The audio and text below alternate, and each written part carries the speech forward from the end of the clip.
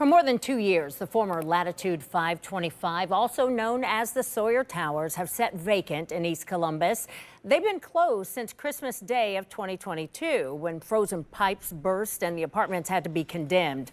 The question now is what to do with them. Tonight, the Near East Area Commission held a meeting with residents and the developers who are planning what's next. 10 TV's Carly Dion was there to find out what was discussed.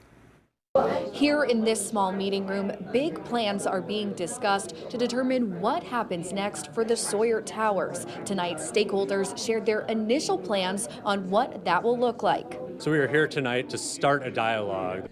It's a conversation important to many of the people who live in the east side of the city. Nuveen Real Estate, Simmons Corporation, and S. Kane Development presenting their plans for the future of a site with deep roots in the community. It was a staple.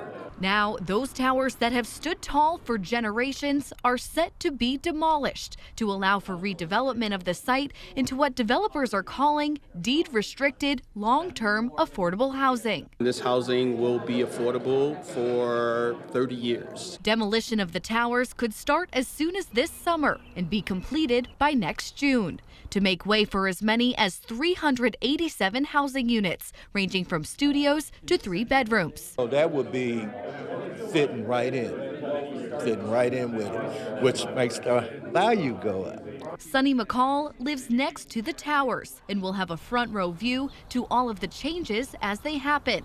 One of his concerns is the impact they'll face once demolition of the 15-story towers starts. When you're messing with bricks and all that stuff, there will be dust or smoke. But the developers say their approach doesn't involve wrecking balls or implosions, but rather a top-to-bottom approach of deconstruction to minimize the nuisance caused. And while affordability and accessibility are among the biggest concerns from the community, many are also urging the preservation of the site's history by possibly keeping the name Sawyer with the new site. If they came up with something comparable or compatible with it, everybody would be fine with it. It's feedback the developers say they're welcoming. So whether that is acknowledging the history of the site, the name of the site, the programmatic elements of the site, we want to make sure that we are doing right by this community. Right now, the developers say they still want feedback from the community on what their concerns are and what they'd like to see. You can find an email address to contact them on our website. In East Columbus, Carly Dion, 10 TV News.